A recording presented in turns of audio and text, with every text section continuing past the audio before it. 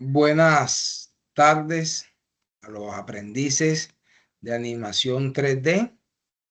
Damos inicio a la cátedra de Derechos Fundamentales Laborales. El tema del día de hoy son los mecanismos de participación y mecanismos constitucionales y estará direccionada por el instructor presente Álvaro Avendaño Medina. Entonces debemos de iniciar el tema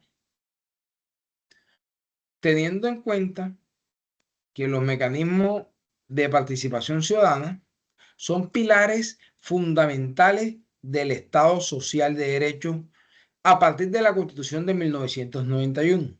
Se consolidó un modelo democrático que no solo se basa en la representación, sino también en la intervención directa de los ciudadanos en las decisiones públicas. En este contexto, los mecanismos de participación surgen como herramientas jurídicas que permiten a la ciudadanía ejercer su soberanía de una manera directa. Esto lo encontramos enmarcado en el artículo 103 de la Constitución Política, Ley 134 del 94, Ley 1757 del 2015. Ahora bien, los mecanismos de participación ciudadana son instrumentos legales que garantizan que los ciudadanos puedan intervenir en la conformación, ejercicio y control del poder político, donde fortalecen así la democracia participativa. ¿Cuántos son los elementos, los mecanismos de participación ciudadana? Son 7, en los cuales está el voto, el referendo, el plebiscito, el cabildo abierto, la iniciativa legislativa, la revocatoria del mandato. Entonces, iniciemos explicando lo que se considera como el mecanismo de participación que aflora la importancia de la soberanía, que es el voto. El voto es aquel que le garantiza a los ciudadanos su intención de voto y la potestad cuando van a ejercer el voto, sea preferencial, en secreto, sea voto programático. El voto es en secreto. En algunas partes ya se hizo el voto electrónico, pero en Colombia aún sigue siendo presencial y manual el voto.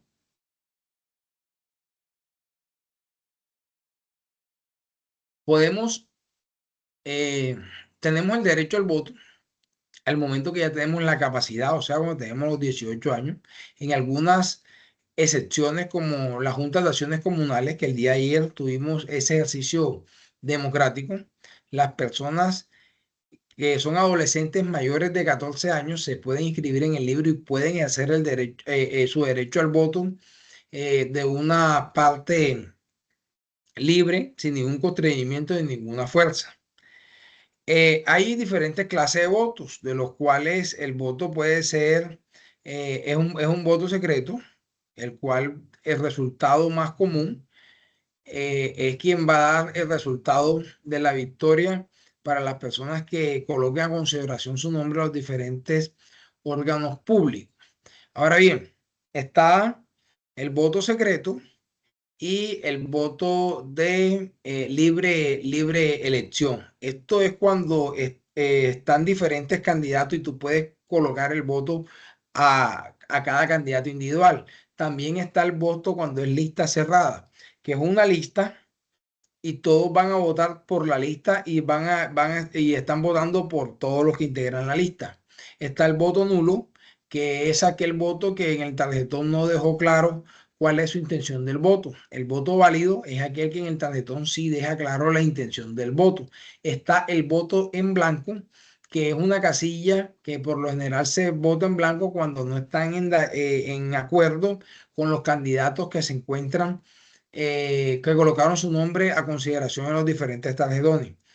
Este voto en blanco tiene una connotación jurídica que en el momento que el voto en blanco supere la mitad más uno del censo electoral, necesariamente toca volver a realizar nuevamente una elección atípica a la misma corporación, teniendo en cuenta que los candidatos que ya colocaron a consideración su nombre no pueden ser nuevamente candidatos porque es el rechazo y la voluntad del pueblo. Otro de los mecanismos de participación es el plebiscito. El plebiscito es cuando el pueblo se pronuncia directamente sobre decisiones políticas que tengan un gran impacto promovida por el presidente de la República. Este instrumento fortalece la democracia participativa al otorgar a los ciudadanos la posibilidad de aprobar o rechazar una iniciativa del Poder Ejecutivo, convirtiéndose en una herramienta de legitimación política. Desde el año 1991 con la Constitución y el Estado Social de Derecho, que reguló estos mecanismos de participación, donde establece ciertas condiciones de convocatoria y aplicación. A diferencia de otros mecanismos, como el referendo, el plebiscito no se utiliza para aprobar o modificar normas jurídicas, sino para respaldar decisiones políticas del gobierno. Esto lo convierte en un mecanismo más orientado a la validación de políticas públicas que a la creación de leyes. Una de las características principales del plebiscito es que su convocatoria depende única y exclusivamente del presidente de la República, quien además debe contar con la aprobación del Congreso de la República y posteriormente llegar a un umbral mínimo de las personas que participan en estas elecciones. En Colombia eso el 2016, cuando cuando se utilizó este mecanismo de participación referente a los acuerdos de paz con la FARC, en el cual los ciudadanos tuvieron la oportunidad de decidir si aprobaban o no la negociación adelantada por el gobierno. Este caso evidenció la importancia del plebiscito como instrumento de participación directa, así como los desafíos relacionados con la información, la participación y la toma de decisiones colectivas. Otro mecanismo de participación ciudadana es el referendo. El referendo tiende siempre a confundirse mucho con el plebiscito, simplemente que el plebiscito es para tomar decisiones y lo puede convocar el presidente de la República, decisiones de política pública, mientras que el referendo sí toma decisiones con leyes y normativas del marco jurídico colombiano. Esto permite que los ciudadanos intervengan directamente en la aprobación, modificación o de derogación de las normas jurídicas.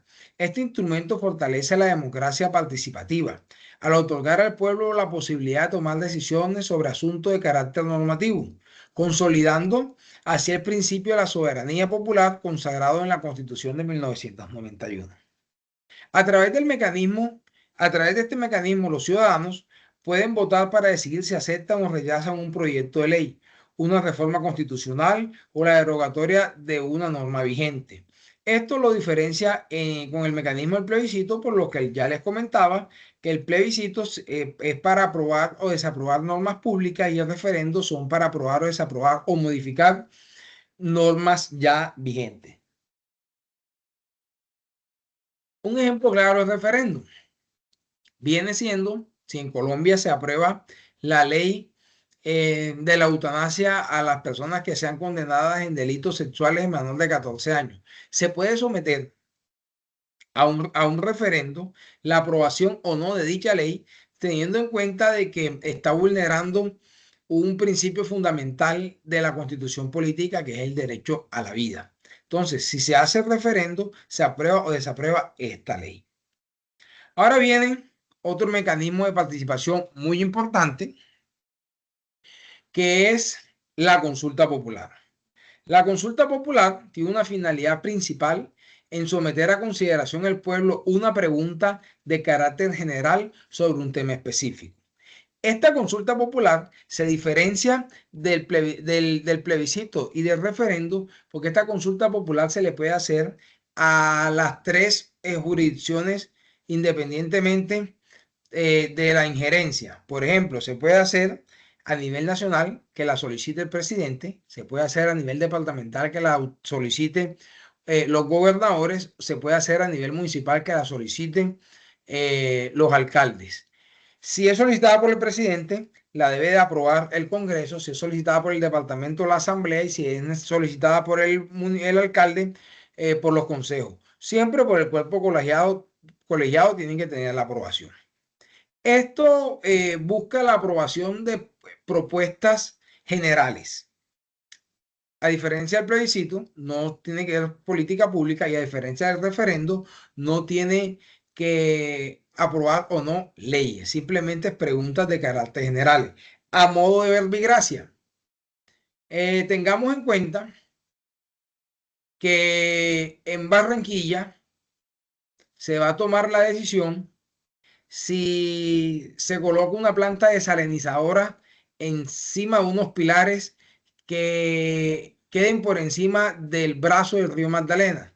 Es una pregunta general que tiene que tomarse por el Departamento del Atlántico. Ahora bien, si se toma otra decisión y se dice, venga, vamos a colocar una planta de captación de agua en la mitad del sendero del río Magdalena, ahí toca tomar una decisión nacional, porque entonces se vería perjudicado muchos departamentos que vienen hacia abajo. Colocando otro ejemplo, vamos a suponer que en el municipio de Ciénaga de Magdalena se está haciendo la planeación de hacer un acueducto para llevarle agua potable a la parte sur de Santa Marta. Se puede hacer una consulta popular para saber si la gente del municipio de Ciénaga, porque serían los realmente afectados, aprueban o no esta idea. También encontramos otro mecanismo de participación ciudadana, que es el cabildo abierto. El cabildo abierto también está regulado por la Constitución Política del 91, por la Ley 134 del 94, por la Ley 1757 del 2015. Este cabildo abierto es donde los ciudadanos vamos a tener la oportunidad en una reunión pública a tener palabra, voz y voto en las diferentes decisiones que se van a tomar en esa reunión que se denomina cabildo abierto. En el mandato del doctor Álvaro Uribe Vélez, él salía y hacía especies de cabildos abiertos en diferentes municipios del país, donde colocaban todos los gobernantes y los directores de los diferentes entes de injerencia del municipio, y los ciudadanos teníamos la posibilidad de llegar, hablar, decidir, participar y proponer frente a las diferentes decisiones que se fueran a tomar o a dialogar en este cabildo abierto.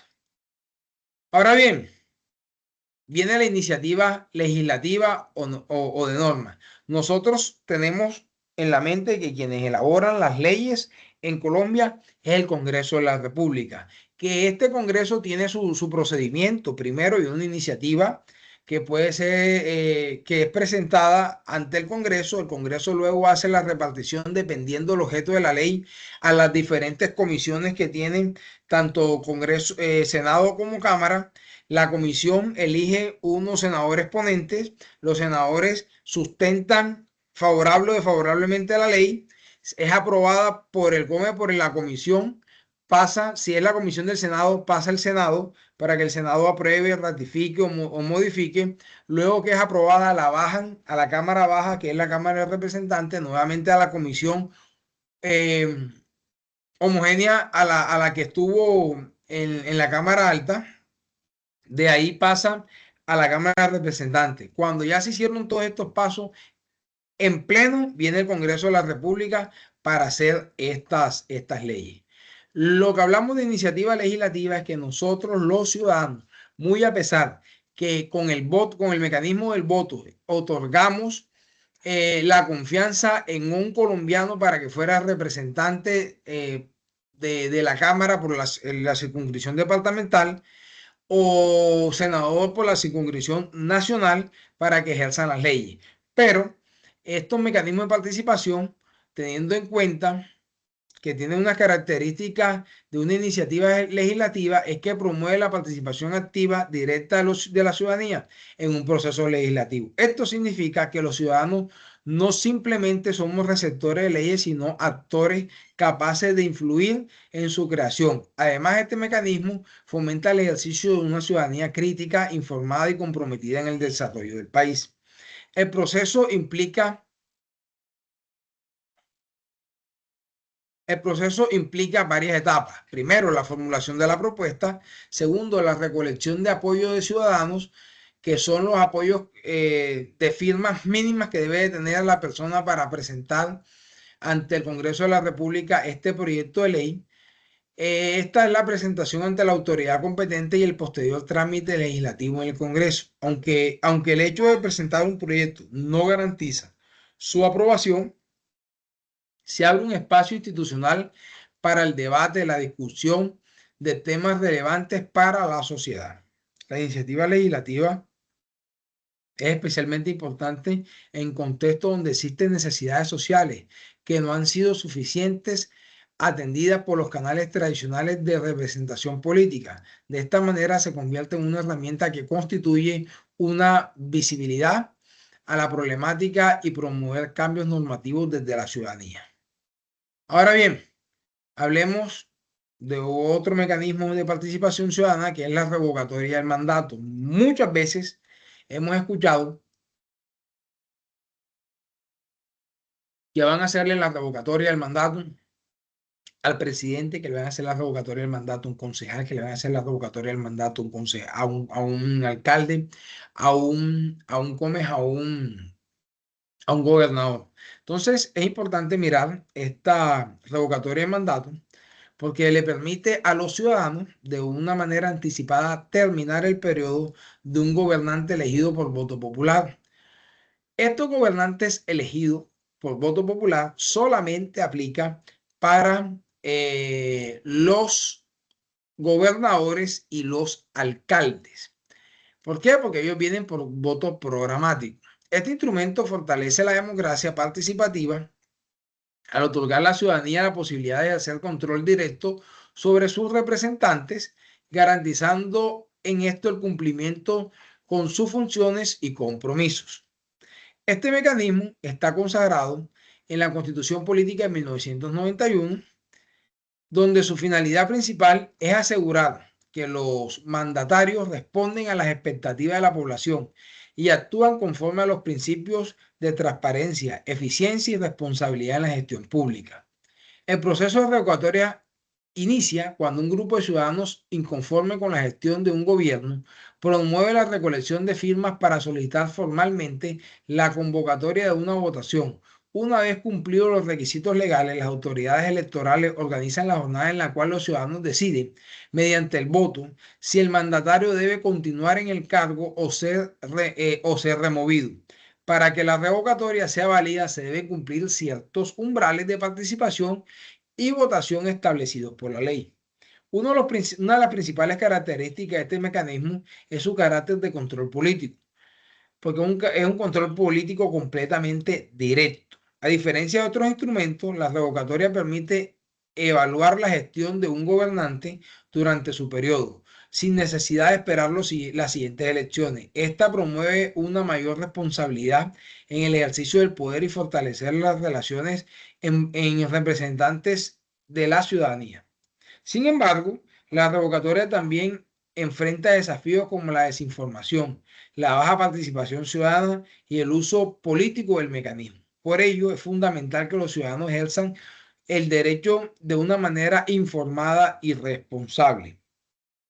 Ahorita ya vimos los 7 mecanismos de participación y ahora vamos a mirar generalmente la importancia de la participación en estos mecanismos. Primero, promueve la intervención activa de la ciudadanía, fortalece el control social sobre los gobernantes, genera mayor legitimidad de las decisiones públicas y formalmente llevan la transparencia y la rendición de cuentas. Ahorita cerramos el primer tema, que son los mecanismos de participación ciudadana, y nos vemos en los mecanismos constitucionales. Cuando escuchamos hablar de mecanismos constitucionales, son mecanismos que se encuentran en la Constitución política Y no solo se reconocen y no solo reconocen los derechos fundamentales, sino que también establece mecanismos para garantizar su protección activa. Estos mecanismos constitucionales permiten a los ciudadanos acudir ante las autoridades judiciales cuando consideran que sus derechos han sido vulnerados o amenazados. De esta manera se fortalece el acceso a la justicia y se asegura la prevalencia de los derechos humanos. Ahora bien,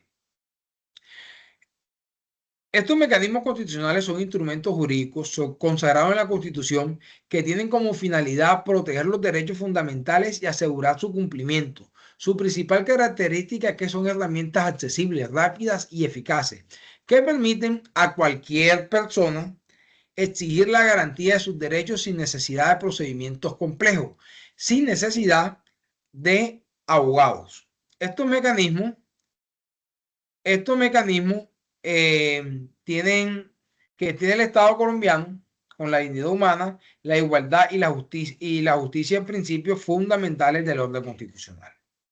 Entonces encontramos en estos mecanismos constitucionales la acción de cumplimiento, la acción popular, la acción de grupo, encontramos la acción de tutela, encontramos el habeas data, encontramos el habeas corpus y para algunas personas entra la petición y para otras personas dicen que no, la petición no puede ser una acción no es un mecanismo constitucional, pero sí es una acción constitucional.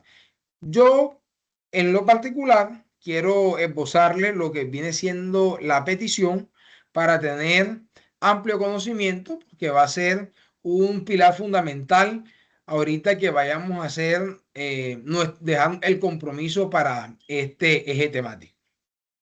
Empecemos con la acción de cumplimiento.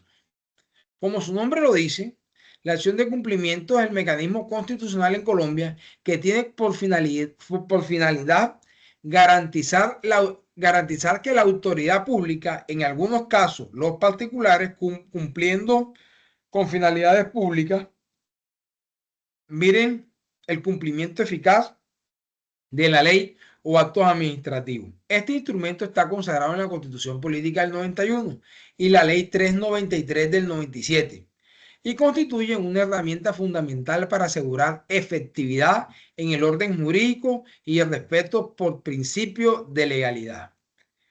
En un Estado social de derecho, no basta con que existan normas, es indispensable que éstas se puedan dar un cumplimiento. En este sentido, la acción de cumplimiento permite a cualquier ciudadano acudir ante un juez para exigir que una autoridad ejerza una obligación clara, expresa y exigible. Y esto no es un título de valor, que ha sido incumplida. Esta la convierte en un mecanismo clave para combatir la ineficiencia administrativa y la omisión de funciones para la parte de la entidad pública. Una de las características principales de la acción de cumplimiento es que nos busca la protección directa de derechos fundamentales como ocurre en las acciones de tutela, sino la materialización de normas que ya están vigentes. Es decir, su objeto es hacer efectivo el cumplimiento de la ley, garantizando que las decisiones adoptadas por las autoridades no queden solo en el papel. Para que proceda esta acción es necesario que exista una norma, un acto administrativo claro, que establezca una obligación concreta y que previamente se haya solicitado a la autoridad competente su cumplimiento sin obtener respuesta o recibiendo una negativa injustificada.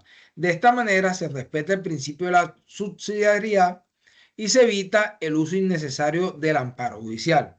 La acción de cumplimiento tiene una gran importancia en la vida pública, porque como bien lo dice, tiene que existir una ley, un decreto, una ordenanza. Y por allá salió un acuerdo en el municipio de Chigororó y dice que que todas las colmenas del mercado público de Chigororó tendrá derecho a un salario mínimo legal mensual vigente por concepto de el atraso que tuvo la obra en pavimentación. Entonces por allá llegó el señor Juan Benítez y hizo una petición solicitándole al municipio que él siendo propietario de la Colmena 112 y no ha tenido el recibo de dicho salario mínimo. Entonces, cuando opera, cuando llega, pasan los días, que son 10 días, y no contesta el municipio, o en su defecto, dice el municipio, no le asiste el derecho porque no tenemos plata. Entonces, en ese momento, el señor Luis Benito tiene que coger y hacer una acción de cumplimiento diciéndole a un juez de la República ordinario constitucional que aquí está el acto administrativo que creó el derecho, aquí están los papeles que me dan a mí el derecho y aquí está la respuesta que fue negativa o no me dieron la respuesta, en su efecto dijeron que no hay presupuesto, por favor, señor juez, ordene de que ellos den cumplimiento a esto.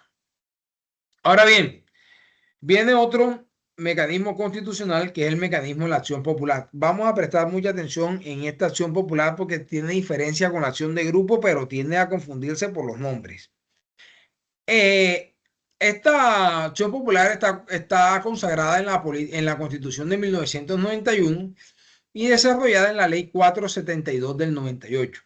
Esta herramienta permite a cualquier ciudadano acudir ante un juez para prevenir, detener o reparar daños que afecten a la comunidad en general. A diferencia de otros mecanismos que protegen derechos individuales, la acción popular tiene un carácter colectivo, lo que se convierte en un instrumento clave para defender los intereses públicos. Los derechos protegidos mediante la acción popular se incluyen, entre otros, el derecho a un ambiente sano, la moralidad administrativa, la seguridad, la salubridad pública, el acceso de servicios públicos y la defensa del patrimonio público. Esto significa que su alcance es amplio y abarca múltiples aspectos que inician directamente en la calidad de vida de la sociedad. Una de las principales características de la acción popular es que puede ser interpuesta por cualquier persona sin necesidad de demostrar un interés particular o una afectación directa. Esto refleja un carácter democrático y participativo. El proceso de una acción popular busca principalmente evitar el daño, hacer cesar la amenaza de los derechos colectivos. En algunos casos también puede dar lugar a la reparación de los perjuicios causados. El juez, al analizar el caso, puede ordenar, ordenar y decretar medidas. Y estos son las acciones populares.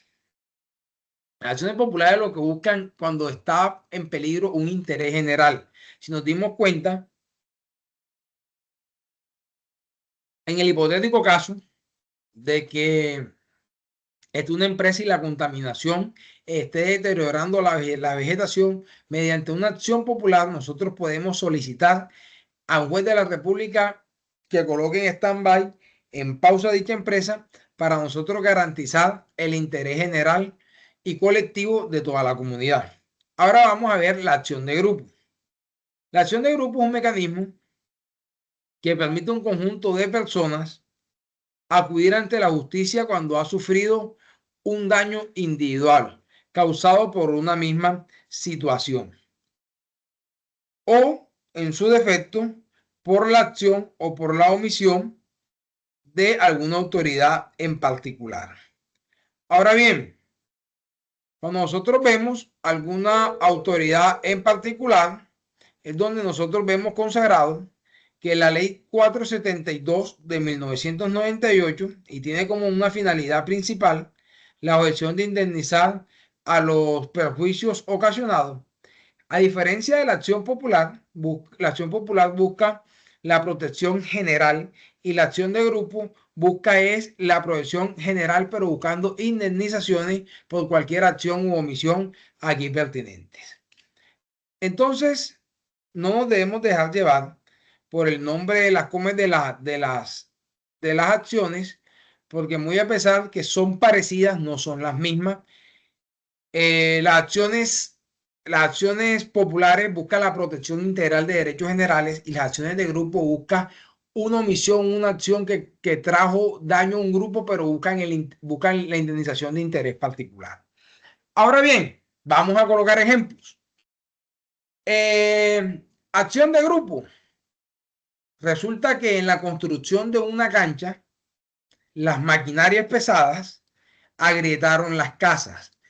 Fue un daño a todo el grupo, pero busca una indemnización a cada una de esas casas. Eso es una acción de grupo. Una acción popular, ya como lo dijimos ahorita, resulta que una empresa está vertiendo químicos en el río y está perjudicando a toda la comunidad. Eso es una acción popular. Ahora bien, otra acción constitucional importante es el habeas corpus. El habeas corpus está regulada en la Constitución de 1991 y esto lo que habla es de la libertad, porque Colombia tiene constitucionalmente, nos otorga el derecho a la locomoción y a la libertad, que nos permite ser libres siempre y cuando no cometamos actos contrarios o omisiones contrarios al órgano jurídico correspondiente. Entonces, en esa oportunidad, en esta oportunidad, llega el habeas corpus y dice, nadie puede estar detenido ni aprendido por más de 36 horas, porque la ley 599 del 2000, Código Penal, habla de que son 36 horas que se tiene para legalizar captura. Si transcurren las 36 horas, cualquier ciudadano puede impetrar ante un juez de la República Constitucional, sin necesidad de ser abogado, la solicitud del habeas corpus, para que de inmediato el juez de la República ordene y garantice la libertad. Ahora bien, otro mecanismo importante constitucional es el del habeas data. El habeas data está consagrado en la ley 1581 del 2012, la Constitución Política, y esto regula la protección de datos personales. Su finalidad principal es garantizar derechos como la intimidad, el buen nombre y la autodeterminación informática. En una sociedad cada vez más digitalizada, donde la información circula de manera constante, el habeas data adquiere una importancia creciente. A través de este mecanismo, cualquier ciudadano puede conocer qué información existe sobre él, solicitando su actualización, corrección o eliminación cuando sea incorrecta, incompleta o haya sido recolectada sin autorización. De esta manera se busca evitar abusos en el manejo de datos personales. Coloquemos un ejemplo.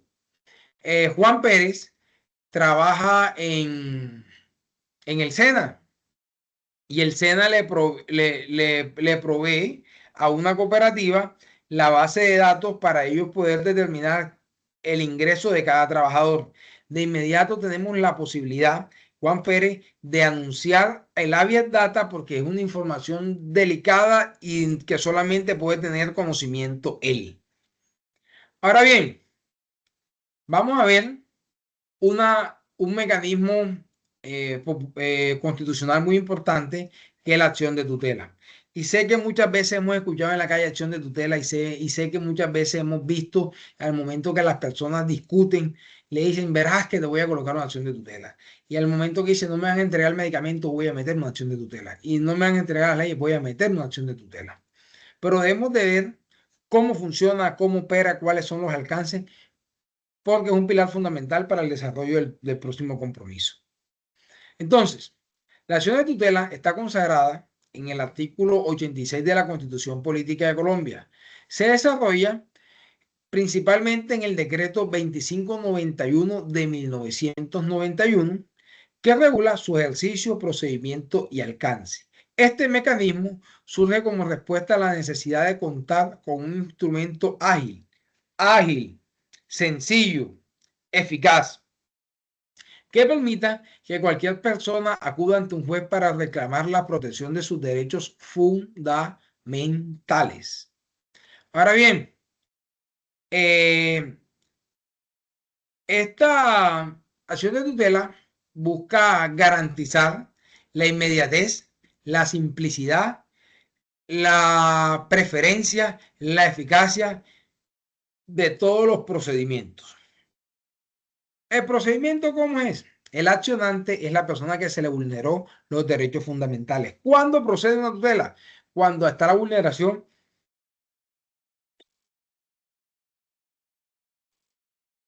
perdón, cuando está la vulneración de un derecho fundamental constitucional o en su defecto, cuando no existe otro mecanismo jurídico que ampare ese derecho. Entonces, ¿cómo inicia? Llega el accionante, que es la persona que tiene el derecho vulnerado, y emite, se lo diría a un juez, que son jueces de la República Constitucional en turno o en reparto, porque estas acciones de tutela tienen que entrar por el principio de la transparencia en un reparto. Luego de eso tiene que hacer, detallar quién es el accionante, que es la misma persona, quién es el accionado, que es la persona, que es con quien, a quien se le va a interponer la acción de tutela. Entonces, coloquemos un ejemplo claro. Resulta que Nueva Salud EPS, le solicité por escrito que me dieran por favor unos medicamentos que son de vital importancia porque me los recetó el especialista. Ellos manifestaron de que no tenían dinero, que no había presupuesto. Entonces yo presento una acción de tutela, coloco la fecha de donde estamos y se dice, se coloca la fecha de donde estamos al juez de tutela que se le va a dirigir, señor juez de tutela en turno. En su despacho, el accionante viene siendo la persona, el accionado viene siendo la EPS. Luego se hace una representación detallada con el nombre de la persona, cómo se identifica, dónde reside, un email, la identificación del accionado, su identificación, si es cédula, si es NI, un email, dónde lo podemos hacer. Y luego vamos a colocar la vulneración de los derechos, cuáles son, enumerar los derechos vulnerados. Luego estructuramos en hechos fácticos, donde vamos a hacer una historia minuciosa de cuáles fueron los hechos fácticos que estructuraron esta tutela. Luego vienen las pretensiones, que es lo que nosotros queremos hacer con la tutela, que me den el medicamento aquí en adelante. Luego de las pretensiones vienen los anexos. ¿Qué son los anexos? Son aquellos documentos que van a soportar los hechos. Vienen siendo en estos momentos la fórmula médica, la petición, la respuesta que me mandó la EPS. Luego de esto vienen eh, las pruebas, enumerar cuáles son las pruebas que quiero hacer valer. Luego de las pruebas vienen las notificaciones, dónde quiero yo recibir la notificación y luego la firma. Les digo esto porque las tutelas hasta la fecha no tienen una minuta ni ningún patrón a seguir. Simplemente debe tener en toda su estructura lo que ya les mencioné. Ahora bien, ¿cuál es el procedimiento? Esto también tiene que tener un juramento. El procedimiento se presenta, se admite, el juez dice, córrale 24, 48, 72 horas al accionado, el accionado contesta y el juez toma una decisión. ¿Cuáles pueden ser las decisiones? Amparo el derecho, entréguese el medicamento o dice, no es procedente porque faltó algún elemento de trámite del debido proceso, o puede decir ya es un hecho superado en el evento que venga la EPS y entregue el medicamento y luego conteste. Y una vez salga esta sentencia, tenemos 3 días, tanto el accionante como el accionado, para presentar una impugnación. Se llama impugnación al recurso, es como un recurso de apelación. La impugnación es que vaya el superior jerárquico para que evalúe cuáles fueron los derechos que se dejaron en vilo o no. Ahora bien, otro tema importante, y es la petición, consagrada en el artículo 23 de la Constitución Política y la Ley 1755 del 2015. La petición tampoco tiene una minuta, pero es fundamental porque le está garantizando a todos los ciudadanos la comunicación entre el ciudadano y el Estado, consagrado en la Constitución Política. Este derecho permite a toda persona presentar solicitudes respetuosas ante las autoridades y obtener una respuesta oportuna. Su ejercicio fortalece la democracia, promueve la transparencia, facilita el control ciudadano de las diferentes administraciones públicas. ¿Cuál es el fundamento constitucional y legal? Ya les dije ahorita, artículo 23, ley 1755 del 2015. ¿Cómo se presenta? Se presenta primero la fecha, luego a quién va dirigido. Entonces vamos a presentar una petición al SENA. Señores, SENA Regional Magdalena, ESD, referencia, petición. Yo, Álvaro Avendaño Medina, identificado con cédula de ciudadanía tal, residente en el municipio X, del departamento X, presento amparado en el artículo 23, en la ley 1755 del 2015, la presente petición amparada en los siguientes hechos fácticos. Entonces, primero, soy tutor SENA desde tal fecha. Segundo, se me asignó la cátedra en la plataforma Sajuna de animación 3D. Tercero, en el momento tuve una discrepancia con un estudiante porque la estudiante manifestó que, que, que un personal del SENA le había cobrado un dinero. Petición, sírvase a mencionar si o no se hacen cobros de dinero dentro del SENA y justifique su respuesta. Sírvase a certificar desde cuándo estoy, cuándo yo he tenido esa cuestión. Luego de eso viene si van a juntar algún documento, alguna prueba, alguna foto. Luego de esto viene dónde va a ser la notificación y la firma. De esta manera, nosotros terminamos el temario programado para el día de hoy. Vamos a quedar con un solo compromiso de evidencia, que es un cuadro comparativo sobre el derecho de petición y la acción de tutela. Esto lo encontramos en la plataforma Sajuna, en el compromiso GA9 210 201 501 AA3 EV03, donde ¿qué criterios vamos a tener para evaluar? Primero, analizar la situación que el recurrente, analizar la situación que repercuta un ejercicio de los derechos fundamentales en el trabajo, desarrollando habilidades de comunicación según técnicas y protocolos. Lo segundo es la elaboración del documento relacionado con obligaciones económicas, sociales y de bienestar derivadas de las acciones laborales de acuerdo con la normativa. Tercero, evaluar los resultados de las aplicaciones de los mecanismos de protección para el ejercicio de la ciudadanía laboral acorde con la normatividad. Cuarto, proponer estrategias de solución de conflictos y negociación de los acuerdos con dichas normativas. Entonces, vamos a tener un tiempo de hoy 27 hasta el jueves, no, hasta el miércoles 29 para hacer la presentación de este concepto. De esta forma, mis queridos aprendices, damos por terminado. Tengan salud y un feliz resto de tarde. Muchas gracias.